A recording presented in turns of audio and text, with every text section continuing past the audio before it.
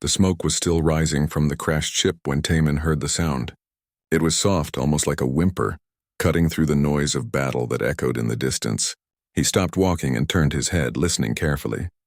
His squad was already moving away from the wreckage, eager to leave the area before more enemy forces arrived. "Park, let's move!" Minho shouted from ahead. The sergeant's voice was rough and tired. They had been fighting for 3 days straight without proper rest. But Taman couldn't ignore that sound. He was a medic, trained to respond to pain and suffering. It didn't matter that they were on a hostile planet, deep in enemy territory. Something in that wreckage was alive and hurt. "I need to check something," Taman called back. He moved toward the broken alien vessel before Minho could stop him. The ship was small, probably a scout craft, and it had been torn apart when it crashed. Metal pieces stuck out at odd angles, and strange green fluid leaked from cracked pipes. The war between humanity and the Vrath had been going on for 3 years. Taman had seen countless bodies on both sides. The Vrath were insect-like creatures, with hard shells covering their bodies and multiple limbs that moved in ways that made humans uncomfortable. Most soldiers saw them as monsters. Kill or be killed, that was the rule of war.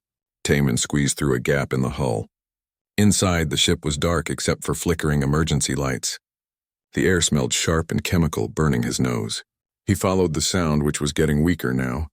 In the back section of the craft, underneath a collapsed support beam, he found it. A small Vrath, much smaller than any he had ever seen. It was barely the size of a human child. Its shell cracked and leaking that same green fluid he had seen outside. 4 of its 6 limbs were trapped under the metal. Its large eyes, faceted like a fly's but somehow expressive, turned toward him. Fear. That's what Taman saw in those alien eyes. Pure fear. For a moment he stood frozen. This was the enemy. His training said to leave it. His orders said the same. Every human who had died in this war deserved for him to walk away.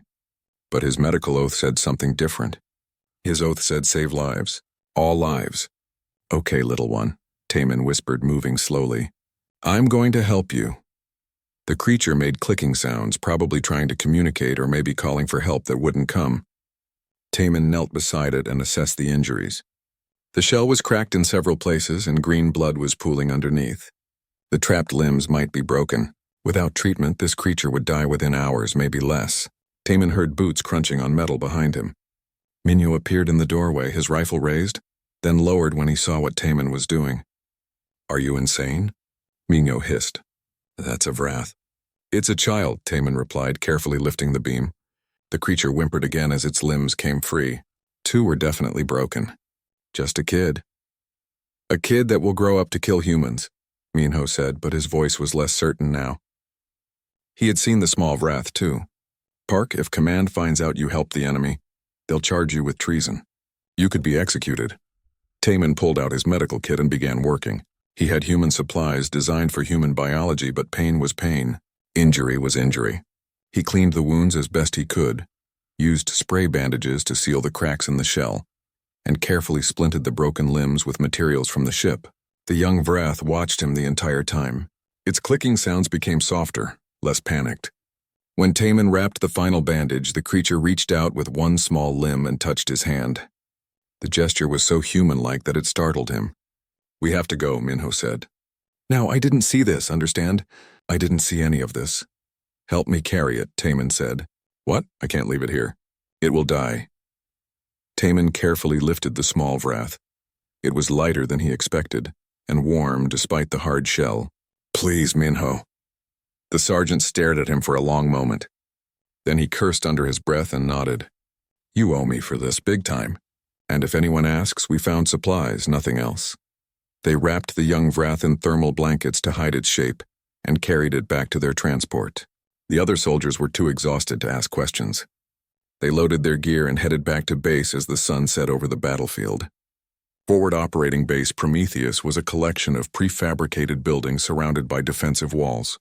Thousands of soldiers called it home, at least temporarily. Taman waited until night, then smuggled the small Vrath to an abandoned storage section he had discovered weeks earlier. It was far from the main areas, forgotten and dusty, but it had power and water. He set up a makeshift medical bay using supplies he claimed were for emergency stockpiles. Every night after his regular duties, Taman would sneak to the storage section and treat his patient. The young Vrath was healing faster than he expected. Within a week, it was moving around, exploring its small space with curiosity. Communication was difficult at first. The Vrath used clicks, gestures, and apparently scents that Taman couldn't smell, but slowly they found ways to understand each other. Taman would point at things and say their names.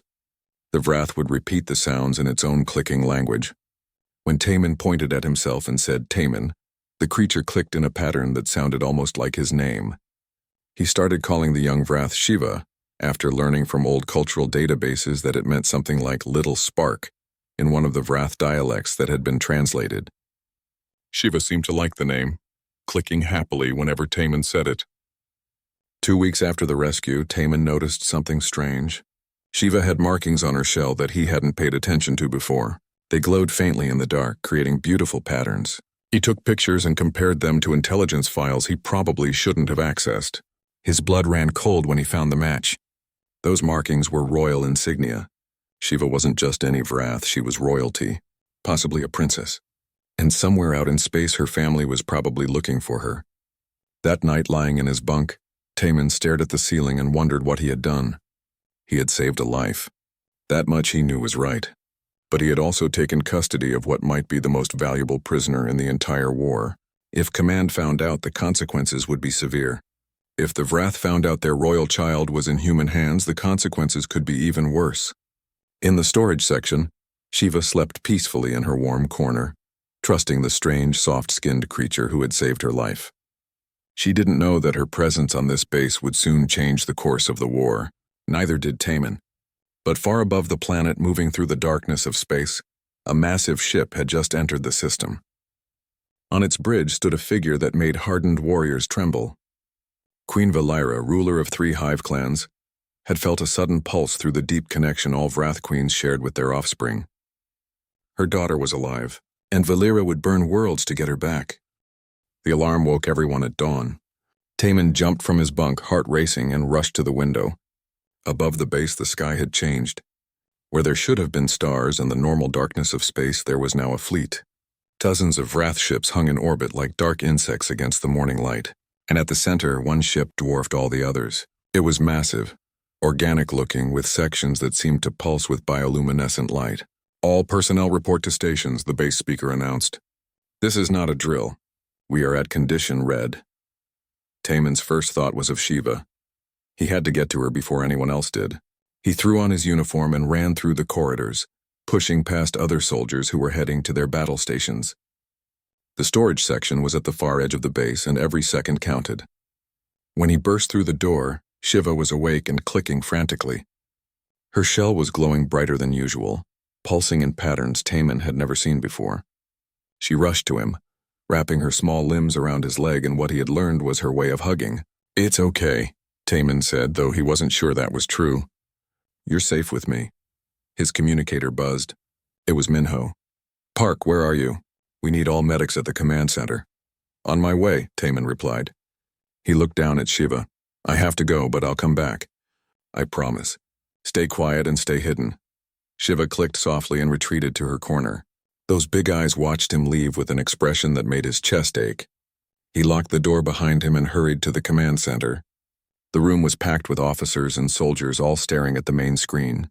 General Hyunwoo stood at the center, his face grim. On the screen was a translation of the message the Vrath fleet kept broadcasting on all frequencies. "Return the royal offspring unharmed, or this world burns." The room erupted in confused voices. "Royal offspring? What are they talking about?" one officer asked. "We don't have any Vrath prisoners, let alone royalty." "It must be a trick," another said. "They're looking for an excuse to attack." General Hyunwoo raised his hand for silence. "Whatever their reason, we need to prepare for an assault. All defensive systems online. Contact the nearest fleet for reinforcements. We hold this position." Taman felt sick. They had no idea that what the Vrath wanted was hidden in a storage room, protected by a medic who had committed treason. He should speak up.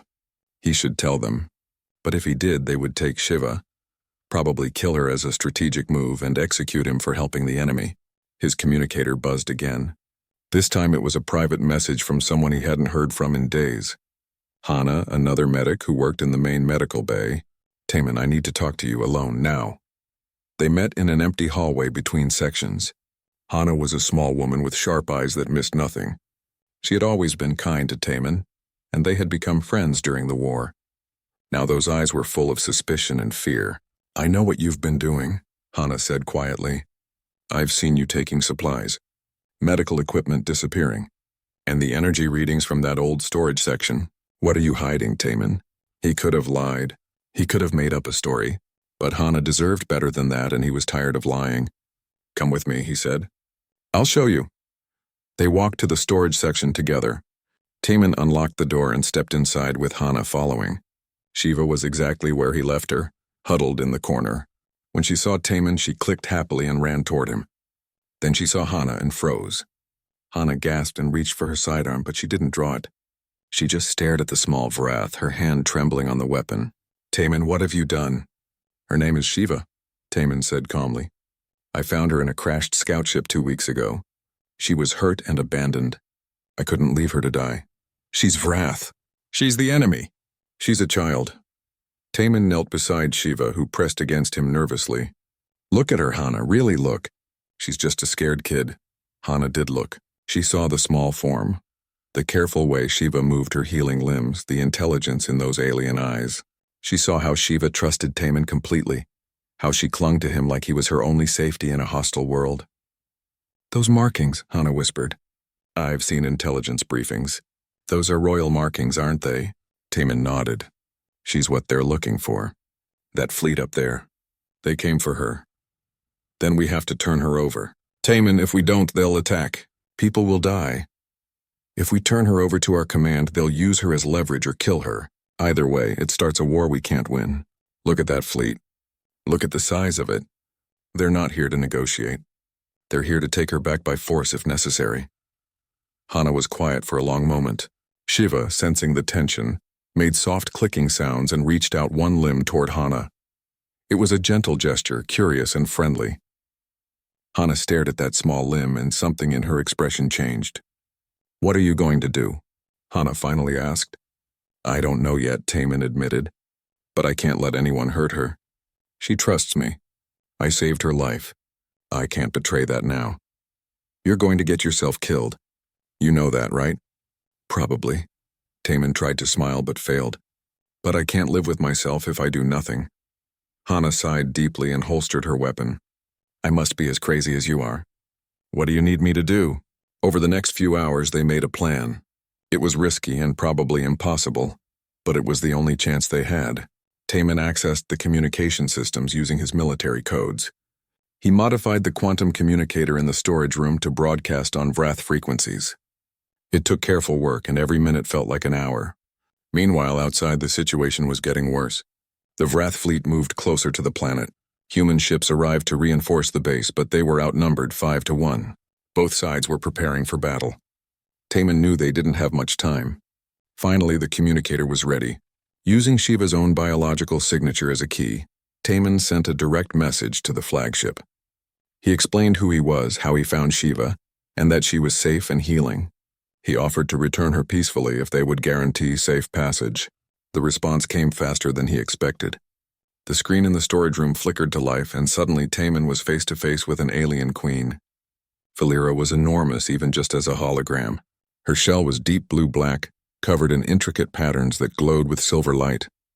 She had more limbs than regular Vrath, and her eyes were larger, more expressive. She radiated power and intelligence, and when she saw Shiva alive on the screen, those eyes showed something Taman recognized immediately. Relief. Pure maternal relief. Shiva clicked excitedly and pressed against the screen, trying to reach her mother. Valera made sounds back, complex clicking patterns that meant nothing to Taman but everything to Shiva. For a moment, mother and daughter communicated while Taman waited. Then Valera turned her attention to him. A translator program rendered her words in human language, though with a strange mechanical tone. "You are the human who saved my offspring." "Yes," Taman said. "She was badly hurt? I'm a medic. It's my duty to help the wounded." "Even when the wounded is your enemy?" "She's not my enemy. She's just a child who needed help." Valera was silent for a long moment, studying him with those alien eyes. "You are unusual, human. Your species has shown us only violence and hate. Yet you risk everything to protect one of ours. Why?" Because it's the right thing to do, Taman said simply.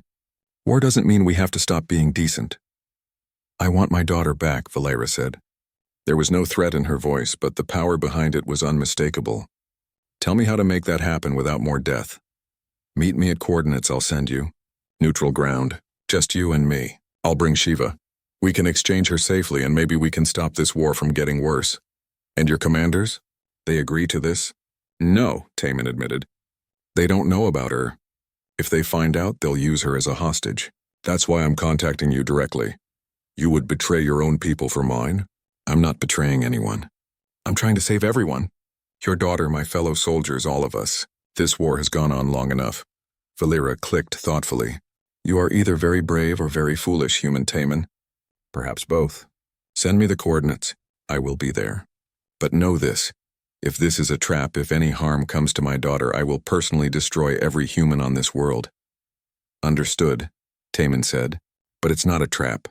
I just want to do the right thing. The hologram faded.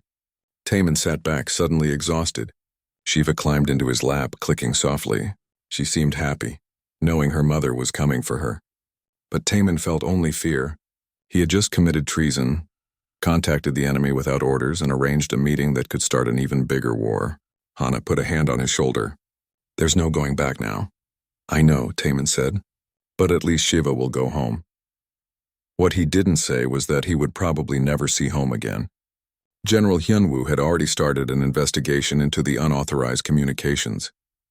Security was searching the base. It was only a matter of time before they found him. But for now, Shiva was safe, and that was enough. The security forces found them at midnight. Taman was packing supplies for the meeting with Valera when the door exploded inward. 6 soldiers rushed in, weapons raised, and Taman barely had time to step in front of Shiva before they could fire. Stand down, the lead soldier shouted. Lieutenant Park, you are under arrest for treason, unauthorized communication with enemy forces, and harboring an enemy combatant. Taman raised his hands slowly. Behind him, Shiva clicked in fear and pressed against his legs. Don't hurt her, Taman said calmly. She's just a child. She's not a threat. That thing is Vrath, the soldier spat. That makes it a threat. One of the younger soldiers, a kid barely 20 years old, kept his weapon pointed at Shiva.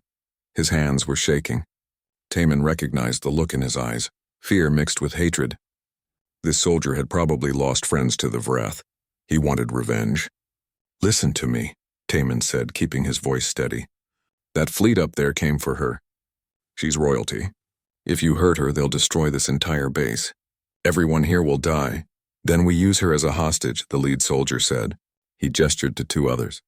Secure the alien. We're taking both of them to General Hyunwoo. As the soldiers moved forward, Shiva panicked.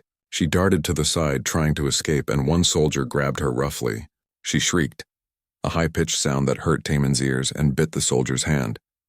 He screamed and threw her against the wall. Everything happened in slow motion. Taman saw Shiva hit the metal wall with a sickening crack. He saw her small body crumple to the floor. He saw the young soldier raise his weapon, finger on the trigger, aiming at her. Taman moved without thinking. He threw himself between the weapon and Shiva and felt the impact as the soldier's fist hit his face instead of the trigger being pulled. The other soldiers grabbed him, holding him back as he struggled. Stop, a new voice commanded. Minho burst into the room, his sergeant's insignia giving him authority. Lower your weapons now. The soldiers hesitated but obeyed. Minho walked past them and knelt beside Shiva, who was clicking weakly on the floor. He checked her carefully, his experienced hands gentle. She's hurt but alive. Park, get over here and treat her. The soldiers released Taman and he rushed to Shiva's side. Her shell had cracked again where she hit the wall and green blood was seeping out. He worked quickly, cleaning and sealing the wound while whispering reassurances. Shiva's clicking was soft and pained, but she stayed still and let him work. Sergeant Choi, this man is under arrest, the lead soldier said. By order of General Hyunwoo. I'm aware, Minho replied. But the general also wants that alien alive and unharmed. Park is the only one who knows how to treat it, so he stays with it until we reach the command center. Got it? The soldiers didn't look happy, but they nodded. Minho helped Taman carefully lift Shiva. She wrapped her limbs around Taman's chest, clinging to him like a frightened child. As they walked through the base toward the command center, People stopped and stared. Some looked angry. Some looked curious. A few looked sympathetic. Hana was waiting outside the command center. She had been arrested too, and guards held her arms. When she saw Taman and Shiva, relief flooded her face. "Is she okay?" "She will be," Taman said. Then they were pushed through the doors into the command center. General Hyunwoo stood at the center of the room, surrounded by officers and tactical displays. He was a tall man with gray hair and hard eyes that had seen too many battles. When he saw Taman carrying the small Vrath, his expression didn't change. "Lieutenant Park," the general said coldly. "Do you have any idea what you've done?" "Yes, sir. I saved a life. And I might have saved this entire base. You contacted the enemy without authorization. You hid an alien in my base. You compromised our security. That's treason, Lieutenant." "Sir, with respect, that alien is why the fleet came here.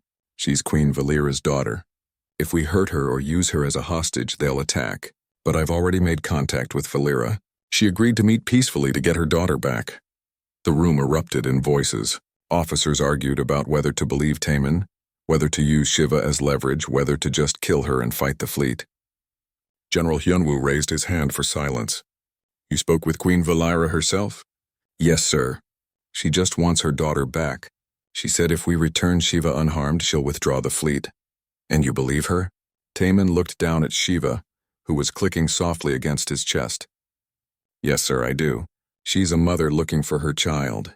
That's something that goes beyond war." "Sir," one of the tactical officers interrupted, "the Vrath fleet is moving. They're taking up attack positions around the base." On the main screen, the Vrath ships were spreading out, forming a perfect siege formation. It was a clear message. They were ready to attack at any moment. "How long do we have?" the general asked. "Unknown, sir, but probably not long."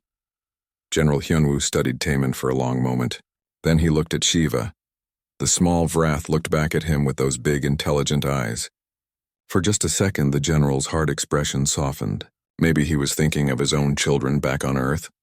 Maybe he was just tired of war. "Where is this meeting supposed to happen?" the general asked. "Coordinates in the Badlands, 50 kilometers north. Neutral ground. Just me and Queen Valera. That's suicide. You know that, right? She'll kill you the moment she has her daughter." "Maybe," Taman admitted. "But I don't think so." She gave her word. "The word of an alien queen means nothing. It means everything to them, sir. The Vrath have a code of honor. Valera won't break her word, especially not after I saved her daughter's life." The general was quiet, thinking. The room was silent except for the soft clicking of Shiva and the beeping of tactical displays. Finally, he spoke. "If I allow this meeting, it's not an official action. You understand? If something goes wrong, the military won't protect you. You'll be on your own." "I understand, sir. And if this is a trap, if the Vrath attack us anyway, I want you to know that I'll hunt you down myself." "Yes, sir." General Hyunwoo nodded slowly. "Fine, you have 12 hours to make this exchange. Take a shuttle. Take Sergeant Choi with you as backup. If the Queen tries anything, Minho will get you out of there." "Thank you, sir." "Don't thank me. This is the stupidest military decision I've ever made. But we're outnumbered and outgunned. If your crazy plan works, it might save lives. If it doesn't—" He didn't finish the sentence. Taman bowed slightly and turned to leave. Minho fell in step beside him, and Hana was released to help prepare Shiva for transport. As they walked to the shuttle bay, Minho spoke quietly. "You know this is insane, right?" "Yes." "And you're probably going to die?" "Probably. But you're doing it anyway?" "Yes." Taman adjusted his hold on Shiva, who had fallen asleep against his chest. "Someone has to try for peace. Might as well be me." Minho shook his head but smiled slightly. "You're either the bravest person I've ever met or the craziest. Maybe both. You sound like Valera." They reached the shuttle, a small military transport designed for quick trips. Hana helped Taman secure Shiva in a specially padded seat. The small Vrath woke up and clicked nervously when she realized they were leaving the base. "It's okay," Taman told her, kneeling beside her seat. "We're taking you to your mother. You're going home." Shiva reached out with one small limb and touched his face gently. The gesture was so trusting, so innocent, that Taman felt his throat tighten with emotion. He had only known this small creature for 2 weeks, but she had changed his entire life. "Take care of her," Hana said, hugging Taman tightly. And come back alive, okay? I'll try. Minho climbed into the pilot seat and started the engines. Taman strapped in beside Shiva, holding her small limb in his hand. As the shuttle lifted off from the base and headed north into the Badlands, he looked out the window at the Vrath fleet hanging in orbit. Somewhere up there, Queen Valira was watching and waiting. In a few hours, Taman would come face to face with one of the most powerful beings in the galaxy. He would hand over Shiva and hope that his act of mercy would mean something. He had no weapons, no backup plan, and no guarantee that he would survive. But he had done the right thing by saving Shiva, and now he was going to finish what he started. The Badlands stretched out below them, dark and empty. In the distance, Taman could see a light in the sky, a smaller Vrath ship descending to the meeting point. Queen Valira was coming. There was no turning back now. The Badlands were called that for a reason. Nothing grew in the rocky wasteland except strange crystalline formations that jutted from the ground like frozen lightning. The shuttle touched down on a flat area between two cliff faces, and Taman could see another ship already waiting. It was smaller than the massive flagship, but still impressive, with smooth organic curves that made it look alive. That's a royal transport, Minho said, checking his scanners. Only one life sign inside besides the crew. Looks like she came alone like she promised. Taman unstrapped Shiva from her seat. The small Vrath was clicking excitedly now, sensing her mother was close. She pressed against the shuttle window, trying to see out. Taman felt his heart beating hard in his chest. This was it, the moment that would decide everything. You ready? Minho asked, his hand on his weapon. As ready as I'll ever be.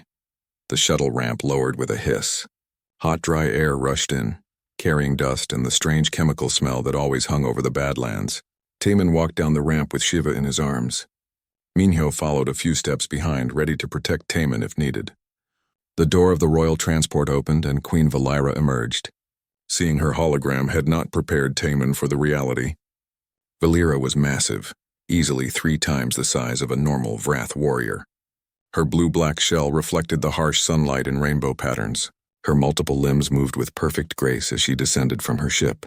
The patterns on her shell glowed with silver light, pulsing in complex rhythms that probably meant something in Vrath communication. But it was her eyes that caught Taman's attention. Large, multifaceted, and impossibly expressive. When she saw Shiva, those eyes showed such pure joy and relief that Taman felt tears prick his own eyes. This was a mother seeing her lost child. Species didn't matter. The love was universal. Valira made sounds that were like clicking but deeper, more musical. Shiva shrieked happily and practically leaped from Taman's arms. She ran across the rocky ground on her 6 legs and launched herself at her mother. Valira caught her gently, wrapping several limbs around her daughter and pulling her close. For a long moment, the queen and princess just held each other. Valira's shell pulsed with light, and Shiva's answered in the same pattern. They were communicating in ways Taman couldn't understand, sharing feelings and thoughts through biology and light. Taman stood quietly, giving them space. Minho stayed by the shuttle, weapon ready but not raised. The Vrath guards who had piloted the royal transport stood by their ship, watching but not interfering. Finally, Valira set Shiva down but kept one limb resting on her daughter's shell. The queen turned her attention to Taman and he felt the weight of that gaze. She walked toward him slowly, each step deliberate. When she stood directly in front of him, she towered over him, her shadow covering him completely. Taman didn't back away. He stood straight, meeting her eyes as best he could. "You are Taman," Valira said. Her voice came from a translator device attached to her shell, rendering her clicking sounds into human language. "The one who saved my daughter." "Yes, Your Majesty." "You are very small," Valira observed. "Your shell is soft. You have only 4 limbs. You look fragile." "Humans are tougher than we look," Taman said with a slight smile. "Indeed." Valira reached out with one limb and gently touched Taman's face, much like Shiva had done. The gesture was surprisingly gentle for such a large creature. "My daughter tells me you found her in wreckage. She was dying. You used your healing skills to save her life. I'm a medic. It's what I do. Even for your enemies. She wasn't my enemy. She was hurt and scared. That's all that mattered." Valira made a sound that the translator didn't capture, a complex series of clicks and whistles. Shiva clicked back and Valira's eyes somehow showed surprise. The queen looked at Taman with new intensity. "My daughter says you protected her, kept her safe, taught her your language, treated her wounds every day with kindness. This is true." Yes, why? It was the same question Valera had asked over the communication channel. Taman gave the same answer. Because it was the right thing to do. Valera was quiet for a moment. Then she did something unexpected. She lowered herself down, folding her limbs until she was at Taman's eye level. It was a gesture of equality, and Taman understood the significance. Queens did not lower themselves for anyone. My people have fought yours for 3 cycles, Valera said. We have seen only death and destruction from humans. We believed you were all violent creatures who understood only war. But you, Taman, you are different. You showed mercy when you could have killed. You showed kindness when you could have captured. You protected when you could have harmed. Not all humans are violent, Taman said. And I'm guessing not all Vrath are either. Maybe we've both been seeing only the worst of each other. Perhaps. Valera reached into a pouch on her shell and pulled out something small. It looked like a crystal, but it pulsed with soft blue light. Among my people, when someone saves the life of another, a sacred bond is formed. We call it the Kareshva. It means life debt. The one who was saved owes a debt to the one who saved them. But also the one who saved becomes bound to protect what they have saved. She held the crystal out to Taman. You saved my daughter's life. By our oldest laws, she is bound to you and you are bound to her. This creates a bond between us as well. You are now part of my family, human Taman. You are under my protection and I am under yours. Taman stared at the crystal. I don't understand. What does that mean exactly? It means no Vrath under my command will ever harm you or those you care for. It means you may call upon me and my resources if you need help. It means you are family. Valera pressed the crystal into Taman's hand. As soon as it touched his skin, it pulsed brightly and seemed to sink into his palm, leaving a faint glowing mark. The mark is permanent. All Vrath will recognize it and know you are protected by a queen. Taman looked at his hand in amazement. The mark was beautiful. A pattern of blue light under his skin that looked like a stylized Vrath symbol. Your Majesty, I don't know what to say. You do not need to say anything. You have already shown your worth through your actions. Valera stood again, returning to her full imposing height. I will order my fleet to withdraw from this system. There will be no attack on your base or your people. Not today. Not today? Minho spoke up from behind Taman. What about tomorrow? Valera's eyes turned to the sergeant. The war continues. That is reality. But perhaps there can be changes. Perhaps both sides can learn from this moment. She looked back at Taman. Would you come with me? To my ship? Why? Taman asked, suddenly nervous. I wish to show you something. To help you understand my people better. You will not be harmed. You have my word, and the word of a Vrath queen is absolute. Taman looked at Minho, who shook his head firmly. Bad idea, Park. Don't trust her. But Taman looked at Shiva, who was clicking encouragingly. He looked at the mark on his hand. He looked at Valera's eyes and saw only honesty there. I'll go. But give me one moment first. He walked back to Minho and spoke quietly. If I don't come back in 2 hours, tell General Yunwu what happened. Tell him I tried. You're insane, Minho said, but there was respect in his voice. Be careful. Taman nodded and returned to Valera. I'm ready. The royal transport was unlike any human ship Taman had ever seen. The walls were organic, pulsing with gentle light. The air was warm and humid, with that chemical scent he had learned to associate with Vrath. Valera led him through corridors to a large chamber at the center of the ship. The chamber was beautiful. Crystalline structures grew from floor to ceiling, each one glowing with different colors. In the center was a pool of liquid that shimmered with bioluminescence.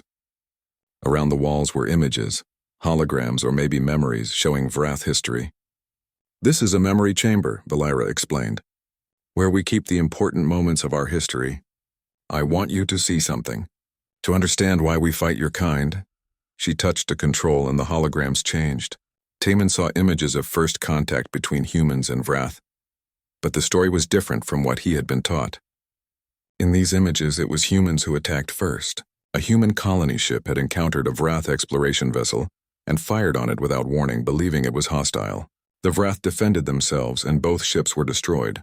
That misunderstanding, that single moment of fear and violence, had sparked a war that lasted 3 years and killed millions on both sides. We thought humans were monsters, Valera said softly.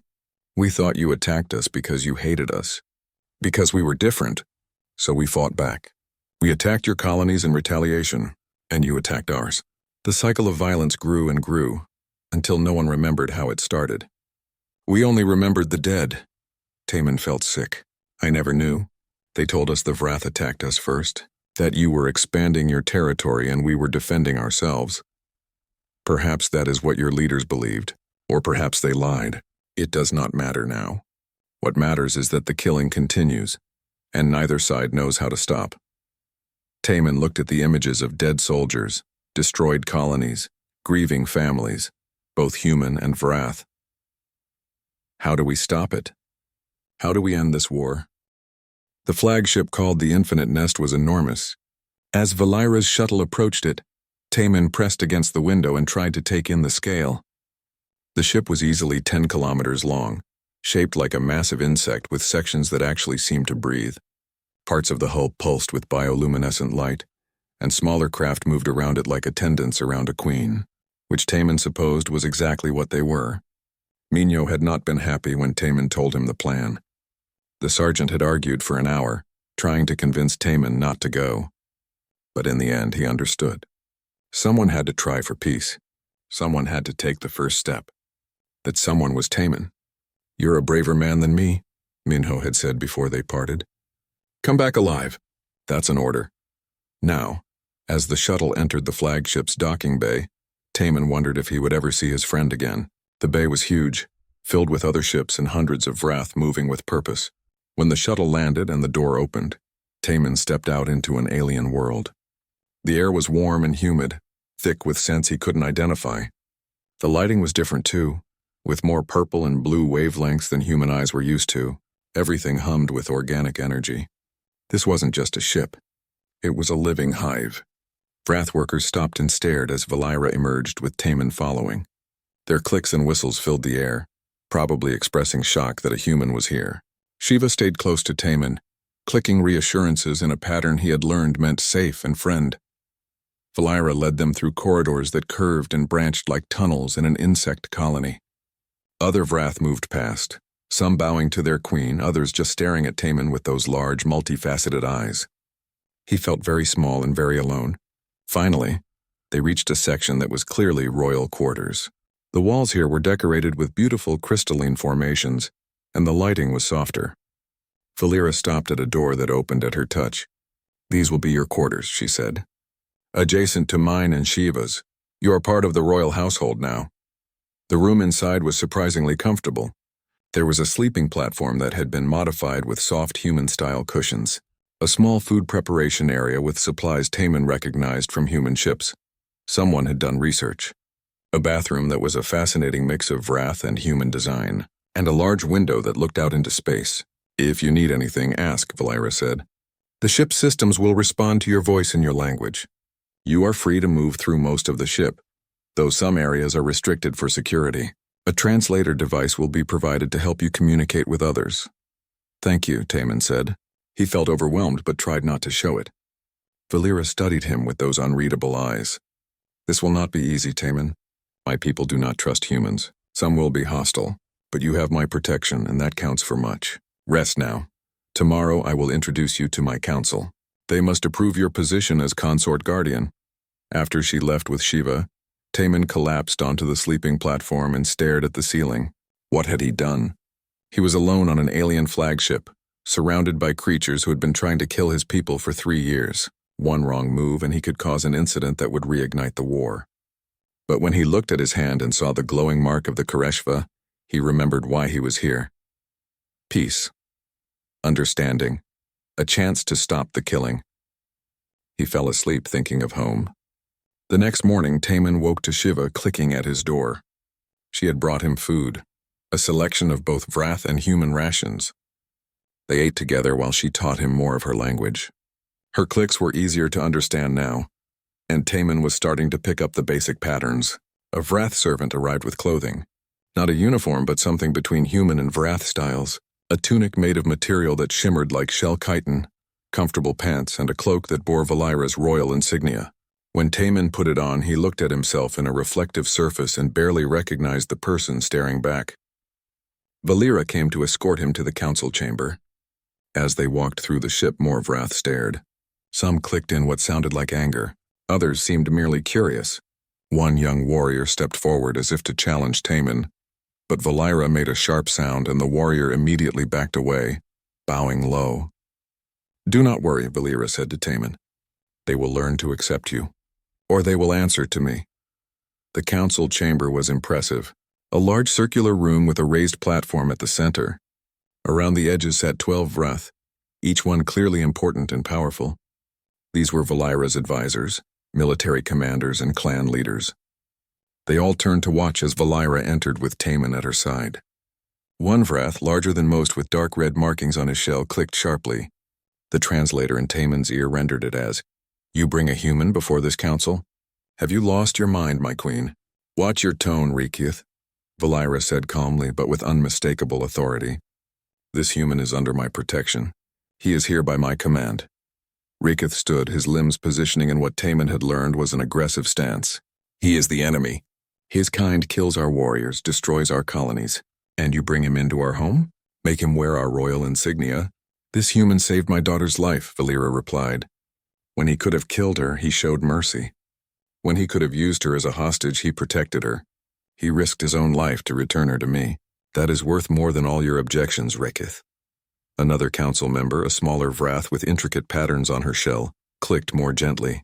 "But why is he still here, my queen? The child is returned. The human should go back to his people. I have offered him a position as consort guardian," Valira announced. "He will live among us, advise us, and help bridge the gap between our species and his." The council erupted in clicking and whistling. Some sounded angry, others confused, a few even interested. Rikieth's voice rose above the others. "Consort guardian? That position has not existed for 5 generations. And you would give it to a human? This is an insult to our traditions." "It is an evolution of our traditions," Valira countered. "Times change. We must change with them or die. This war is destroying both our peoples. If there is any chance of peace, we must try." "Peace with humans is impossible," Rikieth said. "They are violent, primitive creatures who understand only force." Taman had been silent, listening and trying to understand the politics at play. But Rikieth's words stung.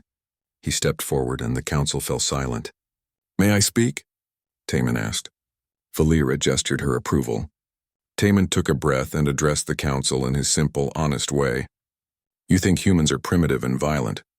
We think the Vrath are monsters who want to destroy us, but we're both wrong. I've learned that in the past few weeks. When I found Shiva, I saw a scared child, not a monster. When I spoke with Queen Valira, I saw a mother's love, not hatred. You're not monsters.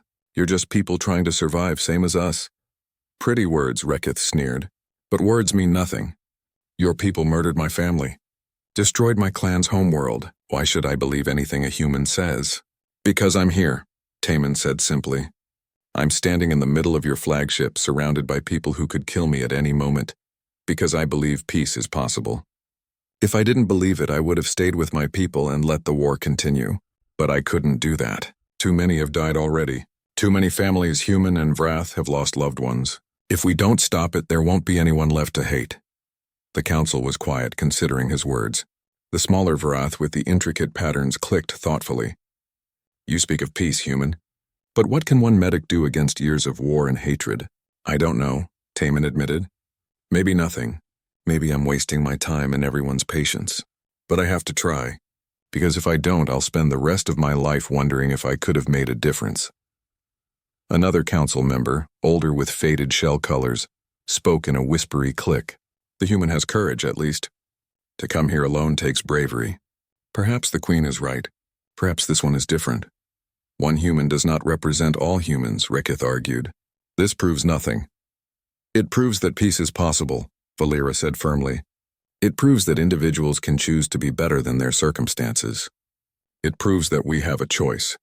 We can continue killing each other until both species are extinct, or we can try something new. I choose to try. The question is, will you support your queen?" The council members looked at each other, clicking in private conversations that Taman's translator couldn't catch. Finally, the older member spoke. "I support the queen. Let the humans stay. Let us see if this experiment in peace bears fruit." One by one, the other council members agreed, some reluctantly, some with genuine interest. Only Rikieth refused. "I will not support this foolishness. Mark my words, my queen. This human will bring disaster upon us all. Your objection is noted, Valera said coldly. But the council has spoken. Taman is now officially consort guardian of the royal house.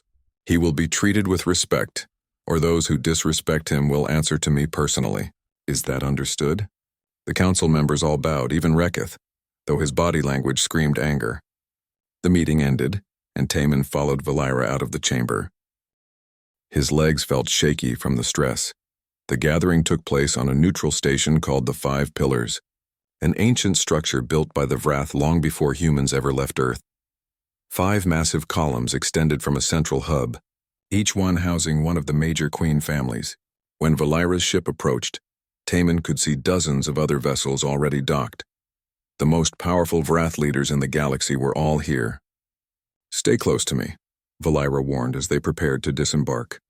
Some queens will respect the HFY mark. Others may not care. If anyone challenges you, do not respond. Let me handle it. What if someone tries to kill me? Then they will have to kill me first. That wasn't as reassuring as Valera probably meant it to be. Shiva came with them, dressed in formal royal garments that made her look older and more mature. She stayed by Taman's side as they entered the station.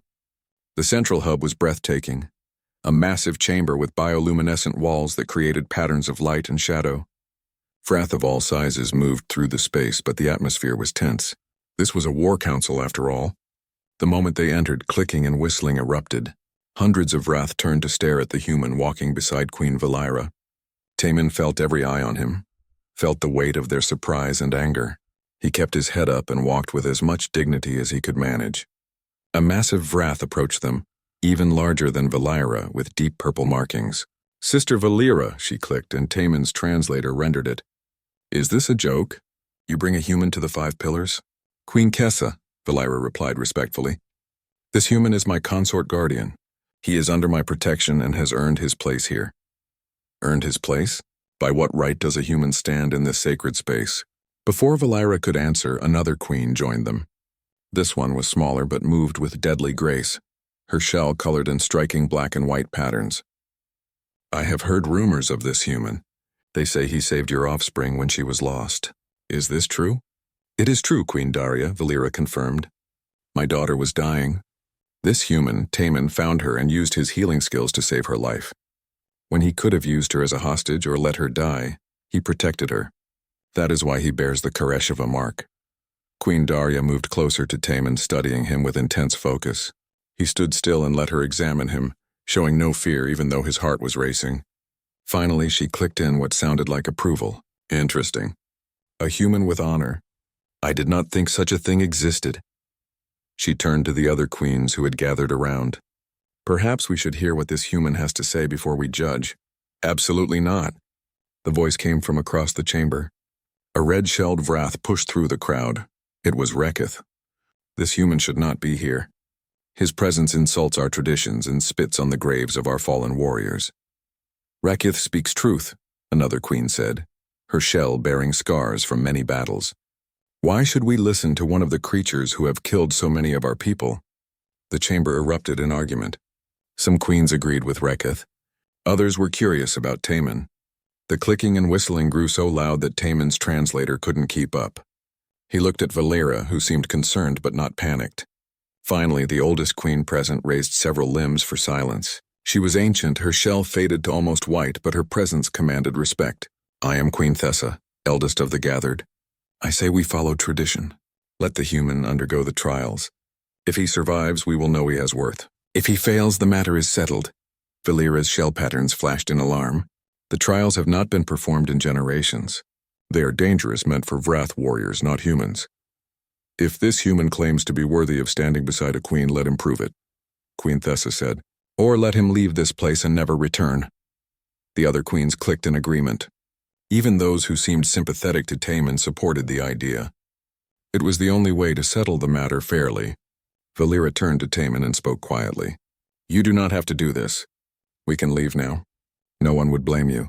What are these trials? Taman asked. 3 tests. One of mind, one of spirit, one of survival. They are designed to prove that a candidate has the wisdom, strength, and courage to serve beside a queen. No outsider has ever attempted them. I do not know if a human can even survive them.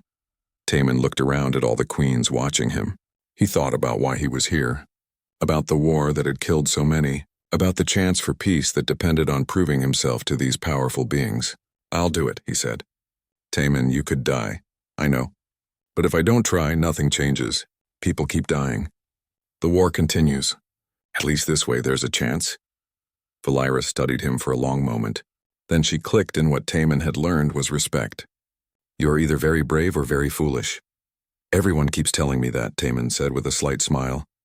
The trials began the next day. The first one, the trial of mind, took place in a chamber filled with holographic displays and complex Vrath symbols. Taman was presented with a scenario. 2 Vrath clans were on the verge of war over a disputed territory. He had to negotiate a peaceful solution, using only Vrath customs and honor codes that he had learned during his weeks aboard the Infinite Nest. It was incredibly difficult. Vrath thinking was different from human thinking, with emphasis on clan honor, historical debts, and complex social obligations. Taman struggled for hours trying different approaches, making mistakes and learning from them. The queens watching clicked in what seemed like amusement at his failures. But finally Taman realized something. Both clans were fixated on the territory itself, but what they really wanted was respect, recognition of their worth. So he proposed a solution where the territory would become neutral ground, sacred to both clans, with each clan responsible for maintaining different aspects of it. Both clans would gain honor through their service, and the territory would become a symbol of cooperation rather than conflict. The judges conferred in complex clicking patterns. Finally, Queen Thessa announced the result. The solution is acceptable. The human passes the trial of mind. Rekith clicked angrily from the audience, clearly unhappy with the result. The second trial, the trial of spirit, was even stranger. Taman was placed in a sensory chamber filled with mist and strange lights. He was told he would experience the deep memory, a shared Vrath consciousness where their collective history was stored. When the trial began, Taman's mind was flooded with images and sensations that weren't his own. He saw the Vrath homeworld, beautiful and strange. He felt the pride of their first space flights, the joy of discovering new worlds. And then he felt the fear when they encountered humans. The memory showed the first contact from the Vrath perspective. A human ship appearing suddenly, weapons charging, firing without warning. The Vrath ship trying to communicate, trying to explain they meant no harm. But the humans couldn't understand the clicking language. The Vrath defending themselves, both ships destroyed. Hundreds of lives lost in minutes because of fear and misunderstanding. Taman felt the grief of the Vrath who survived. Felt their confusion and anger. Felt how that one incident poisoned everything that came after. Each side saw the other as hostile, as dangerous, as deserving of destruction. The cycle of violence built on itself until the truth of that first contact was forgotten, buried under years of war. When Taman emerged from the deep memory, he was crying. Not just for the Vrath losses, but for the human losses too, for all the death and suffering that came from one terrible misunderstanding. Queen Daria was waiting outside the chamber. You have seen our truth, human. You have felt our pain. Do you understand now why we fight? Yes, Taman said, wiping his eyes. But I also understand that it doesn't have to continue. That first contact was a mistake, a tragedy. But every death since then has been a choice. We can choose differently. Queen Daria clicked thoughtfully. You passed the trial of spirit. You understand our hearts. That is more than most Vrath can claim about humans. The final trial, the trial of survival, was physical. Taman was taken to a biodome on the station that simulated a dangerous Vrath environment. He would have to survive for 6 hours against the native creatures and hazards while finding 3 markers hidden throughout the dome. It should have been difficult but manageable. Taman was in good physical condition, and he had studied the Vrath ecosystems during his time on the Infinite Nest. He entered the dome confident he could succeed. But someone had sabotaged the trial. 30 minutes in, Taman realized the creatures were behaving strangely. They were too aggressive, too focused on him specifically. The environmental hazards were more extreme than they should be. Someone had modified the dome to make it deadly. A massive creature, something like a cross between a scorpion and a spider, attacked him from above. Taman barely dodged, rolling behind a rock formation. His mind raced. He had no weapons, minimal supplies, and 6 hours to survive in an environment designed to kill him. But Taman was a medic. He understood biology, both human and alien. He knew how to read environments, how to find resources, How to stay alive when everything seemed impossible. More importantly, he knew how to think creatively under pressure. He used plants from the dome to create irritants that confused the creature's senses. The investigation into the sabotage revealed what many had suspected. Rekith had modified the biodome controls, intending to kill Taman during the trial of survival. But he hadn't acted alone. A group of radical Vrath warriors angry about the possibility of peace had helped him. Even more shocking was the discovery that human extremists had been in contact with Rekith's group, offering to help sabotage any peace efforts from their side. Both species had elements that wanted the war to continue. Rekith was arrested and imprisoned. His co-conspirators were rounded up. But the damage was done. The radicals on both sides now knew that peace talks were coming, and they were preparing to stop them by any means necessary. Queen Valera called an emergency meeting of the gathered queens. Taman attended, still recovering from the trial but refusing to rest. The atmosphere in the chamber was tense. "We have a choice before us," Valera said to the assembled queens. "We can continue this war until both our species are destroyed, or we can attempt to make peace. But peace will require courage. It will require trust. It will require us to change." "The humans will never agree to peace," Queen Kessa argued. "They are too proud, too violent." "Some humans said the same thing about us," Taman spoke up. All eyes turned to him. "But I'm here. I'm proof that humans can change, can learn, can choose peace over war. There are others like me, good people on both sides who are tired of the killing." "Pretty words," an older queen clicked. "But how do we make this peace real? Our people have been enemies for so long. How do we convince them to stop fighting?" Taman thought carefully before answering. "We start small. Cultural exchanges. Trade agreements. Meetings between leaders. We show both our peoples that the other side isn't monsters, that we can benefit from cooperation instead of conflict." "And if the extremists attack these efforts?" Queen Daria asked. "Then we stop them. Together. Both human and Vrath forces working to protect the peace. That sends a powerful message, that we're united in wanting something better." The queens deliberated for hours. Some were convinced. Others remained skeptical. But eventually they agreed to try. A formal peace summit would be held on a neutral space station. Both Vrath queens and human leaders would attend. The goal was to negotiate a ceasefire and begin the process of ending the war. Queen Valera named Taman as the chief mediator, representing both species. It was a huge responsibility, and Taman felt the weight of it. Millions of lives depended on this summit succeeding. The preparations took weeks. A special station was constructed specifically for the summit, called Harmony Point. It was designed with both human and Vrath needs in mind, a physical symbol of cooperation. Security was intense, with ships from both sides patrolling the area. Taman worked tirelessly coordinating between Vrath queens and human officials. General Hyunwoo, despite his initial doubts, agreed to attend the summit. So did President Dae-ho Kang, the leader of the human colonial government. Dozens of other important figures from both sides confirmed their attendance. But the threats kept coming. Encrypted messages promising violence, reports of radical groups gathering weapons. Intelligence suggested an attack was likely, but no one knew when or how it would come. 3 days before the summit, Minho arrived at Harmony Point as part of the human security team. Seeing his friend again made Taman's throat tight with emotion. They embraced in the human way, and Minho grinned. "You look different," Minho said. "More confident. Almost alien." "I feel different," Taman admitted. "I've learned so much about the Vrath, about myself, about what's possible when we try to understand each other."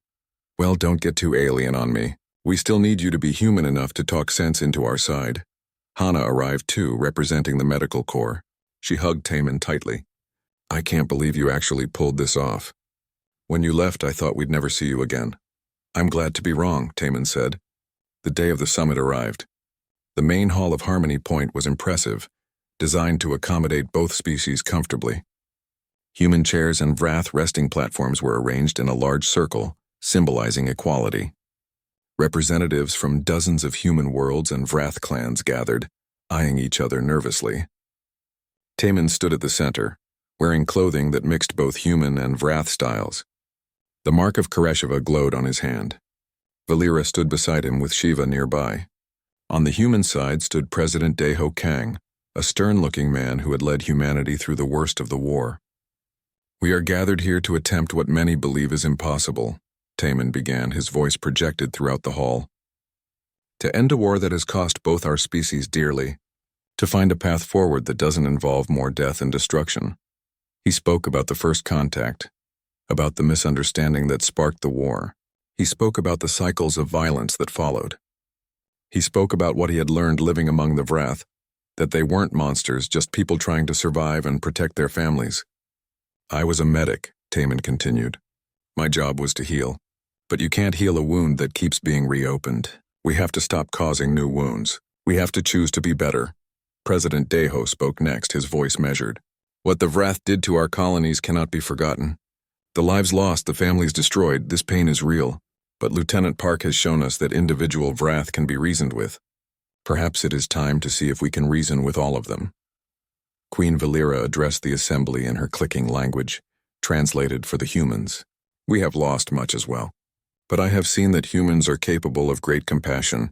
One human saved my daughter when he could have let her die. If one human can do this, perhaps peace between our peoples is possible." The summit began in earnest.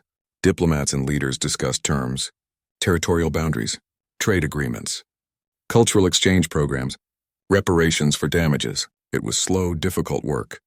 Both sides had demands. Both sides had grievances. But progress was being made. Then on the second day, the attack came. Alarms blared throughout the station. Multiple ships approached at high speed, both human and Vrath vessels working together.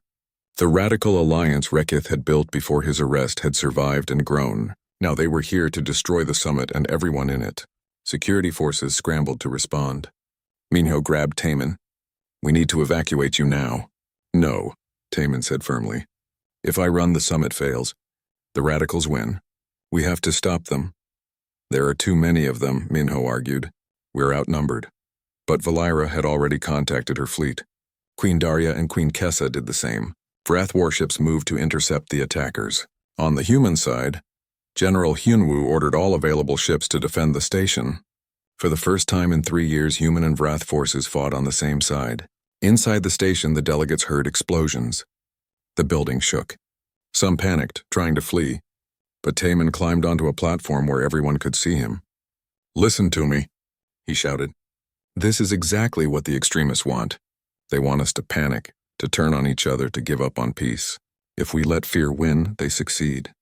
But if we stand together, human and Vrath united, we show them that peace is stronger than hate."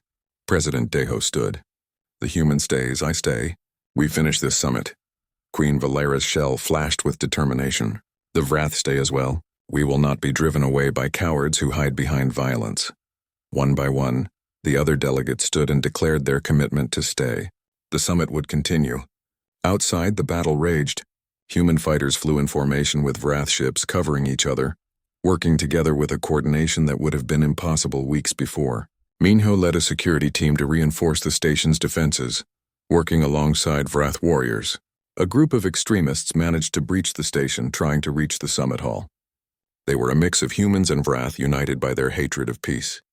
Taman found himself face to face with them, with only Shiva and a handful of guards. The leader of the extremist group was a scarred human veteran named Hyunwoo. No relation to the general, just a man who had lost everything to the war and wanted revenge. "You're a traitor," Hyunwoo spat at Taman. "You betrayed your own people for those insects." "I betrayed no one," Taman said calmly. "I'm trying to save everyone, including you. We don't need saving. We need victory. At what cost? How many more have to die before you're satisfied? Your family is gone. I'm sorry for that. But killing more people won't bring them back. At least I'll die knowing I fought." Hyunwoo raised his weapon, aiming at Taman. Shiva moved fast, placing herself between the weapon and Taman. She was bigger now, almost fully grown, and her shell had hardened into armor. She clicked in sharp, commanding tones. "She says if you want to kill Taman, you have to kill her first." Valera translated, appearing behind the extremists with her royal guard. "She says Taman saved her life, protected her, showed her that humans can be kind, and she will protect him the same way." The extremists were surrounded now. Vrath guards on one side, human security led by Minho on the other. They had lost. Slowly, they lowered their weapons and surrendered. The battle outside ended soon after. The combined human Wrath forces overwhelmed the attackers. Some escaped, but most were captured.